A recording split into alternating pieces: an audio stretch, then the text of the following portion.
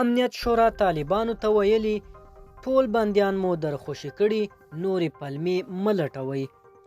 د افغانستان حکومت ویلي د لیست پر اساس یې ټول بندیان خوشي کړي، طالبان دي نور بې ځایه پلمې نه لټوي. د ملي امنیت شورا د دفتر ویان جاوید فیصل ویلي د طالبانو ټول بندیان یې خوشي شوي، دغه ډله باید نورې بهانې جوړې نه کړي او له افغان حکومت سره د سولې مخامخ مذاکراتو ته چمتووالی ونیسي.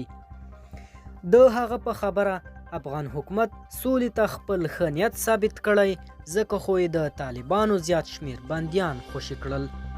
افغان حکومت وروسته له هغه دغه څرګندونې کوي چې د طالبانو ویان تازه ویلي د بندیانو پروسه لا هم نه ده بشپړه شوې او تر هغه چې پای ته ونه رسیږي هیڅکله به بین الافغاني خبرې پیل نه کړي.